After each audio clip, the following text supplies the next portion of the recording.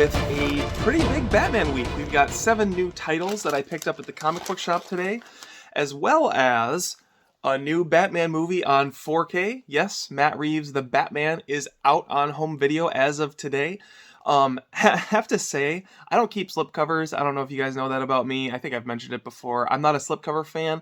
This slipcover is kind of awful. Now, right off the top, I'm not a big fan of sort of the Batman advertising or artwork that they've had. This one frankly being the worst of all of them, but on this slipcover it's exceptionally bad because you can see where the actual image ends. I don't know how this will come up. Yeah, it kind of comes up on camera here, but you can see where the image ends, and then there's like genuine shadow, and then there's like photoshopped black just keyed in to remove whatever other imagery was behind that originally. And you can see it on both sides of the cover, and I think it looks really terrible, actually. You take the slipcover out, and you don't have it on the interior art, at least. Or at least I don't notice it. Maybe once I get the plastic off, I'll notice it, but what matters is the movie inside, which I would say was a B+. I liked it quite a bit, had a few flaws, but I am looking forward to revisiting it on home video. So then that brings us to this week's Batman comics, which there were many, as I said. So going through them in alphabetical order, we have Batman Beyond the White Knight. This is a title I really need to sit down and read, but I haven't read either of the first 2 series. As a Sean Murphy fan, I picked them up even when I wasn't really actively reading comics. I was getting those books, but they just kind of sat there and built up. It was one of those things I was really excited for it, and then it fell on the back burner, and then I've been like looking for the perfect occasion to sit down and read it. I just need to make a point of sitting down and reading it. This is always on top of Pull List Examiner's list whenever this book is coming out, so I've just got to bite the bullet and get caught up on this series so we can have a great conversation about it. Next up, we have a new miniseries, Batman Fortress #1. This has illustrations by Derek Robertson. It's written by Greg Witta, who is like a video game writer. He worked on like Gears of War, a couple other notable ones. He also is known for having worked on Star Wars Rogue One and After Earth. I don't know why they're not advertising that movie when they talk about this book, but interesting team up, at least. I'm excited to give this a read. I don't know if this is really an in-continuity book, but I am going to read it and review it for you guys today, just because this one just got me really curious.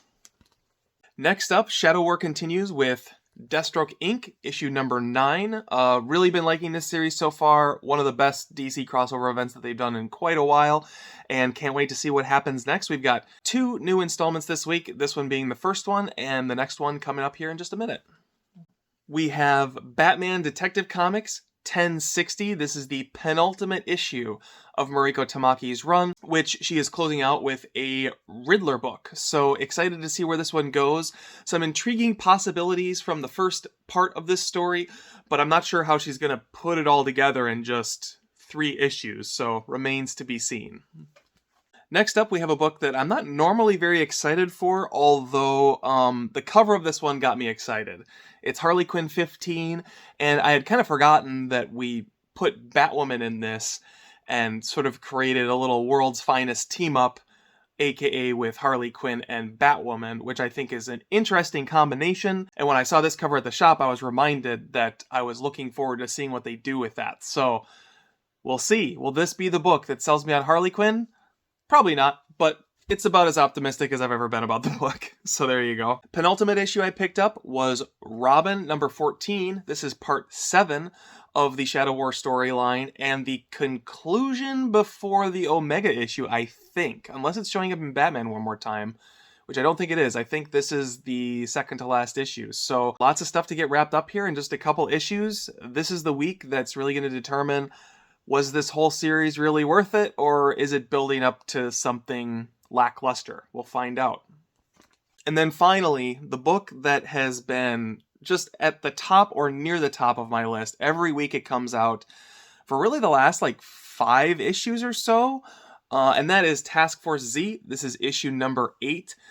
They've been teasing that this Bane is not really Bane, because we now know Bane is really still alive, so zombie Bane must be someone else.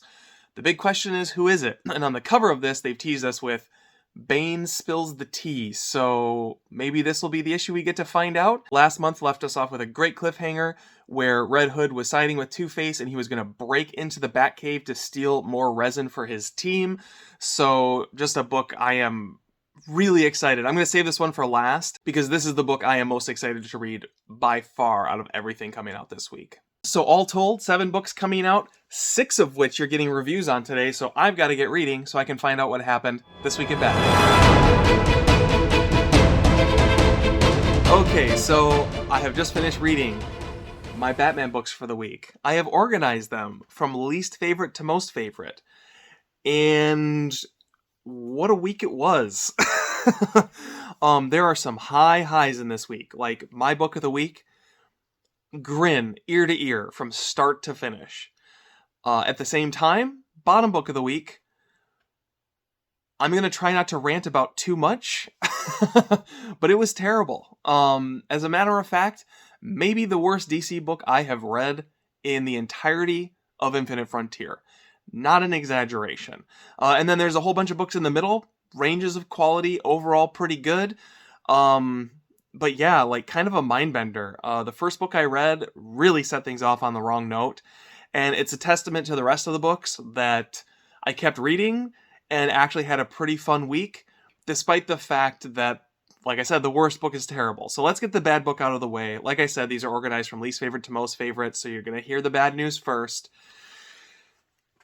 Batman Fortress, number 1. I don't even know where to start. So I'm going to say one nice thing. I try to always say something nice, even if it's a book that I don't like. And to be clear, it's very rare I say that I hated a book.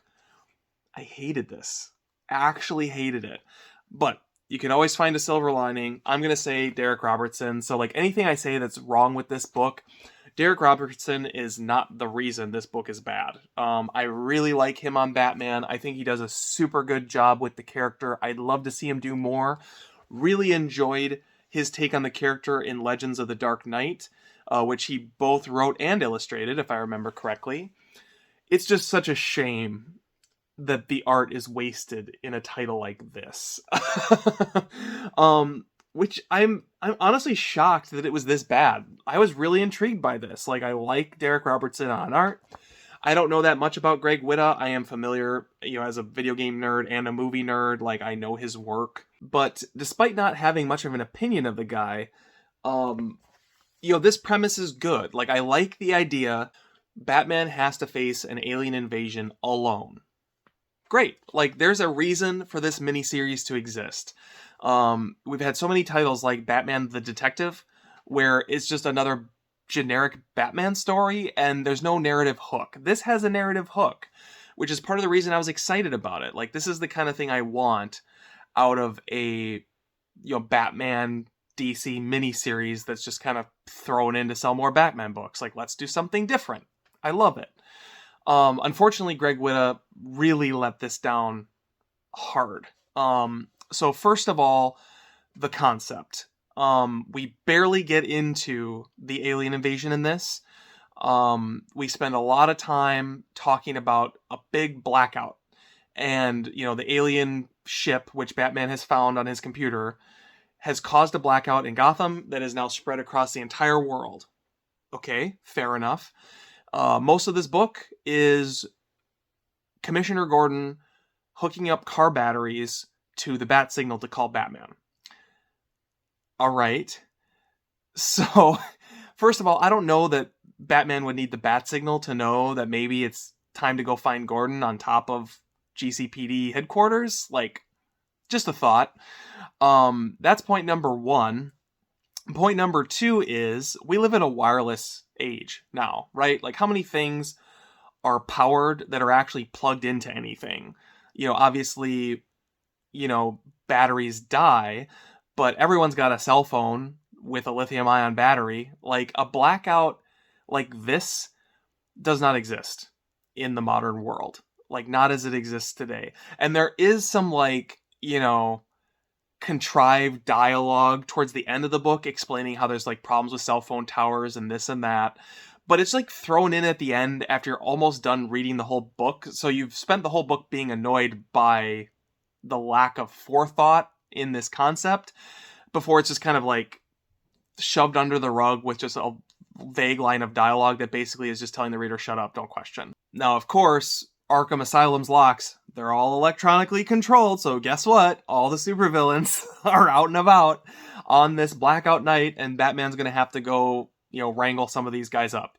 So you get some guest appearances from Penguin, Joker, no aliens. Like, I thought this was an alien book, but instead it's like Batman 66 the movie, where you just bounce around between like iconic Gotham Rogues Gallery characters. Just not what the point of this book was, I thought. I enjoy the Joker, I enjoy the Penguin. No reason for them to exist in this book. And honestly, Greg Witta doesn't do a good job writing these characters. We catch up with the Penguin, where he just like finds a random victim and is like strangling them and drowning them in the bay. Like, that's not Penguin. Like, that doesn't read as Penguin to me on any level whatsoever. It's just like a thing that bad people do in comic books. In addition to bad villain characterization, this book does not answer major questions about the greater DC universe because, they've insinuated Superman is nowhere to be found. That was in the advertising. That's fine. What about the rest of the Justice League, though? We've got like 5 Green Lanterns who are intergalactic peacekeepers living on Earth. None of them present in this book. Again, we get dialogue about them that's sort of intended to explain things away, but if you think about it, it makes zero sense. So Batman is like, where's Superman? And Alfred's like, I don't know. And he's like, well, that's weird. Usually I would know where Superman is. I got an idea. Let's call the Justice League and tell them to all go to Justice League headquarters and wait for me. The entire planet is facing an alien invasion. There's a blackout around the world. Cellular communication has been disrupted. Do you think that the Justice League is not out getting stuff done right now, right? Like, it makes no sense that everyone would just wait to ask Batman what they should do. I think it's safe to say that even in this universe, all the Green Lanterns, Wonder Woman, Flash, Green Arrow, etc., have their own agency and probably have their own plans. The only reason that they don't is because Greg Witta needs them not to in order to tell this Batman Fortress story. The last thing I'll point out that annoyed me, and then I'll move on, is so everything's normal, right? Gotham is doing its thing. All of a sudden, blackout. And we kick right into the story. So we've been in a blackout, I would assume, for a few hours at this point. And after Batman spends the entire night fighting crime, sun comes up, and he brings Alfred home a souvenir, which is a I Survived the Blackout Gotham City t-shirt. So first of all, Batman isn't going to stop fighting crime in the middle of the night to buy a t-shirt. Second of all, we're in a blackout disrupting all communications, this, that, everything, the other. Who had time to go make these shirts and get them out onto the street to sell over the course of one evening? All right, enough complaining. We're going to move on to a book that is 1,000 times better than Batman Fortress. Still not an amazing book, but was actually a fairly entertaining read, and that is Harley Quinn number 15, a book that admittedly is always kind of towards the bottom of the list, but I have to give it credit. I did enjoy this book overall this week. As always, the big detractor in this is the artwork, which is exceptionally sloppy today, although I will say that I do like the way Riley Rossimo illustrates Batwoman when she's in motion. The cape and her hair sort of fluttering in the wind as she moves, I think is really cool. Unfortunately, a lot of this book is just her standing, talking to Harley, and Batwoman not in motion, really not great. The writing in this, I think, was overall fairly entertaining. We get to see a lot of relatively fun banter between Batwoman and Harley Quinn in this. I think the plot of someone framing Harley Quinn, while it was very contrived, see prior episodes of this to kind of know my thoughts on that in more detail. I think it's been fun seeing it play out, despite some of the narrative flaws of it in concept. Probably the biggest detriment to this book overall is the fact that it takes Batwoman to make this book interesting, because ultimately this feels like a Batwoman book in which Harley Quinn is kind of along for the ride. Stephanie Phillips has made Harley Quinn sort of, so ADHD that she's not the protagonist of her own book. Whenever Kevin is in the book, which he's in this issue actually briefly, he always steals the show. If you go back, look at prior episodes, I've said this before, like Kevin steals the show whenever he's in it. Now Batwoman's in the book and she's stealing the show. And it's not just that I love Batwoman. I think it's because Stephanie Phillips doesn't know how to make Harley Quinn the protagonist of the book. Bottom line, I think that is probably the underlying problem with this title. Now, that doesn't mean you can't have a good time reading it, and like I said, overall it was pretty fun. I enjoyed seeing this police officer in the book. She does a good job kind of putting some of the pieces together and helping make sense of things. Finally, someone on the Gotham City Police Department that has some sense to them, which is good. And then we have an intriguing twist at the end. I say twist, it's not really a twist. I think everyone saw it coming, but this Verdict character being, a close friend and confidant of Kevin's, makes for some potential interesting narrative storytelling. I'm hoping that we have a Kevin here that is dealing with split allegiances now. If they really go somewhere in that direction, I would be very happy. Kevin is a character I like quite a bit, and it looks like he's poised to kind of take center stage next issue. So Harley Quinn 15, 1,000 times better than Batman Fortress. Not an amazing read, but not bad either. I was relatively satisfied. This is actually probably my favorite arc of this series so far. All right, next up we have a book kind of in the lower middle, which has kind of gone down quite a bit for me the last couple of issues. Usually this is my pick of the week. I was getting teased about it mercilessly for a while. But Detective Comics 1060, it's not that this is a bad book at all. This is just a book at the end of its run. Like, it just has that feel to it.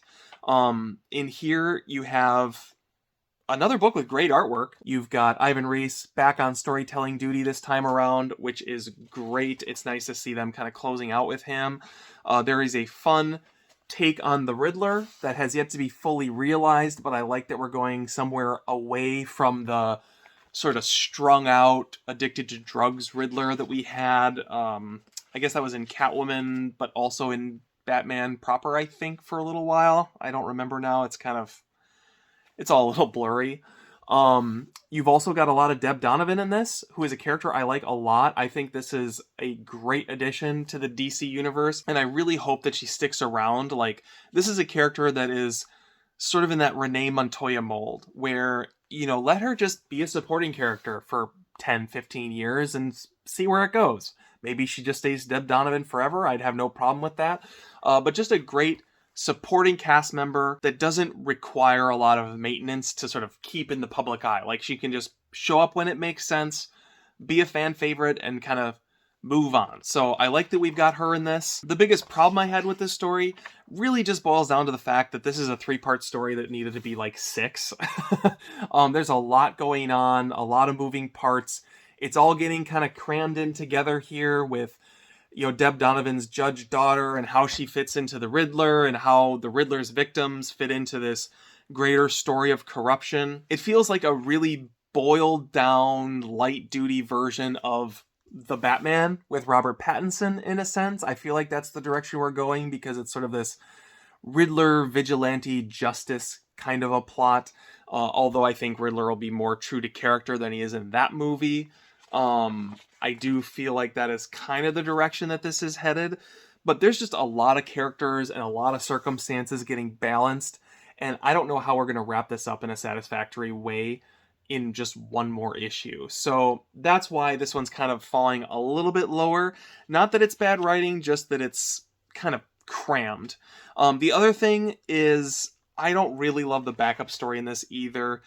So we're dealing with Gotham Girl, which last month I talked about this. She's just not a character I'm all that interested in. This second part was more compelling to me than the first part for whatever reason. It's been revealed that she's sort of been set up by one of her halfway house friends, by some website or a blog or something that he's been running under her name. But then the whole thing leads back to Chase Meridian, which is interesting. So there's like a whole lot of stuff with Chase Meridian in here. And I'm really enjoying having her in the DC universe. There is a pretty big twist happening at the end of this book in which she's sort of implicated in some of the crimes that have been going on, and Gotham Girl is looking for answers. I'm guessing that's not where this book is ultimately headed, but it definitely left me intrigued and excited to find out how it wraps up with issue 1061 before we get the great Rom V on this title. Can't wait for that. I've really enjoyed Mariko Tamaki's run on Detective Comics. It was a very pleasant surprise. Sad to see it end, but you're following it up with Ram V, so... Alright, my next book is actually going to be two books, because they're basically a tie. It's two halves of the same story. It's impossible not to really separate them, especially given that they're both written by Joshua Williamson, and that is Deathstroke, number 9, and Robin, number 14. So this was interesting. I definitely liked where the story was going. If I had to pick between the two, I would say Robin beats out Deathstroke by just a little bit, mainly because there's a lot of sort of teases in Deathstroke that immediately get paid off in the next issue. So really quick, just looking at Deathstroke's artwork here, I do enjoy the style of this. I can't remember what I said about it last week, if it was a little bit off-putting, but it worked well for me this week. I feel like I might have come down on it last week, so apologies if I'm not consistent. It was just maybe the mood I was in. But the sort of Howard Porter-esque art in this I found enjoyable. I'm reminded now, as I'm looking at it, we've got Clown Hunter in here, which I don't like how they're handling Clown Hunter now that he's joined Batman Incorporated with Ghostmaker as his sort of new mentor or whatever. But ultimately, the big thing we learn as we get into Deathstroke and then kind of pays off in Robin is we're sort of at this point where everyone knows that Deathstroke didn't do it, but ultimately they just don't really care. This is, a match that, both Deathstroke and Talia al Ghul were interested in lighting, and it's all really just an excuse for some bloodletting. Both of them want to see this war happen. It didn't matter ever that there was a catalyst event. It really didn't matter in the long run, which I think is an interesting direction to go and paid off fairly well. Just a quick note, we do have a fill-in artist here. We've got Cruz on art. He's been a regular supporting artist for this. I think he's fine. I like Malinkov better, but they're both very serviceable, fairly cartoonish styles that fit the Robin story. The big reveal at the end of this book is who was it that was behind that Deathstroke costume. We get teased about it in the Deathstroke issue, and then when we finally get the big battle between Deathstroke and Talia al Ghul, which I'm not going to spoil how that ends, the fake Deathstroke pops out and reveals himself to be someone that I also don't want to spoil. I'm going to be honest, not a lot of meaning in who this person was for me. It's a deep cut in a sense, because this is not a mainstay Batman character. It's implied that Batman was this person's mentor, and there's a lot of great teases between Deathstroke and this book before they finally rip the mask off and reveal who it is. But I have very limited knowledge of who this character is, and they're not someone I've thought about in years, so for me it kind of came out of left field. Now, after doing some research, I now know that this character is more prominently involved in other things from the last 2 or 3 years that I have not read. And I'm not going to say more about it there because maybe that would spoil it for you guys, but it does have a fair amount of weight to it if you've been reading DC Comics over the last few years. I have not, especially some of the titles that this character would have been involved in. So I guess that's all I can really say about it. It was a good read. I can't say it was a great twist because it just didn't have a ton of meaning for me, but that doesn't mean it's not going to have a ton of meaning for you. Ultimately, I liked the fact that it was someone that random. But again, for you, it might feel like a great twist that's not random. So kind of a harder one for me to pin down this week. Nevertheless, I do think Joshua Williamson has done a great job with this Shadow War series, and I'm excited to read Omega and see how everything wraps up. So then that just leaves my pick of the week, a book that was pure perfection this week, and that is Task Force Z number 8. Absolutely love this book. Now, if this book has a drawback, unfortunately, we've got fill-in artists on here, and it's not just one fill-in artist, it's like 3 different people. However, it's a very small drawback because narratively it flows together fairly well. Like, reading it, I knew it was a fill-in artist, obviously, because, I mean, Eddie Barrows is Eddie Barrows, like, tough act to follow, right? But reading through page by page, it didn't really occur to me that this was 3 different artists until I went back and was looking at, the credits for the book and realized, oh geez, there's like a ton of people working on this book to get this book out this week. So that surprised me. So a downside, but not a deal breaker. Plot of this book is simple. We get exactly what was promised at the end of the last issue, which is Red Hood is going to break into the Batcave and steal resin and side with Two-Face. Batman's trying to bring him down. The entire Bat family now is in on it. They're going to try and bring him down. And the fight between Red Hood and the other Robins, Batgirls, etc. is fantastic. I was laughing multiple times.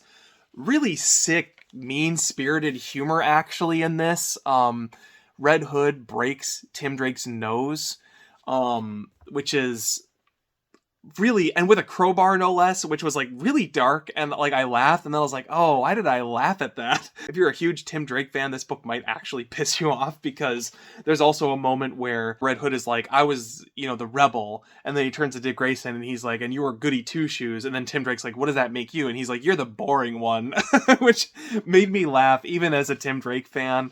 That poor kid has gotten the short end of the stick literally every time, which is sad, but it's okay to poke fun at it at this point. It's only been 30 years, right? In addition to a ton of great character beats between the members of the Bat family and Jason Todd, aka Red Hood, Red Hood also gets the opportunity to kind of get the one-up on everybody by just outclassing them, doing something clever that nobody expects, and ultimately is able to just kind of pull a sly move on a whole family that prides themselves on being the world's greatest detectives, which is also a great moment and just a lot of fun to see. So Task Force Z, you gotta check this book out, you guys. The first issue was great, and then it kind of like up and down a little bit, the first 3, as I was kind of, dipping my toe in the water, getting accustomed to what felt like the ultimate whatever book. That's what I always say about this book. It should be called Task Force W, Task Force whatever, because why does this book exist? It's just such a random idea to have. But what they've done with these characters, how they've handled Jason Todd, I mean, this is the best Jason Todd I can think of. I really liked Red Hood and the Outlaws from the New 52 run. It's been a long time since I've revisited it. But that had a similar flavor where, you've got Red Hood with Starfire and Red Arrow, if I remember right. And the banter between them and the character beats and how they all kind of played off each other really made that book fun to read. I get the same vibe from this, but it's different because, it's him in conflict with the rest of the Bat family, having these weird alliances with Two-Face, dealing with all these zombie undead versions of famous DC villains. This book has just got everything. And as someone who's not a zombie fan, pick of the week, every week now probably for the last 3 months. I don't know what else to say. It's great. You gotta check this book out. It's so much fun. What an absolute roller coaster of a week this was. If you can't tell, I mean, I started the week ranting and then ended the week raving. So I don't know. DC just has a way at pulling at my emotions. What can I say? Did you read any of these books? Let me know down in the comments below. What are you guys reading? What are you guys intrigued about? Are you going to check out Task Force Z, or am I just shouting into oblivion here? I gotta know. I don't see anyone else talking about it, by the way. I really think, the more I think about it, I don't look at numbers, but this book can't be doing well. I don't know anyone reading this. I don't know. Call me out in the comments. In the meantime, like, subscribe, all that fun stuff. I hope you guys have a great week in comics. Thanks for watching this video, and take care.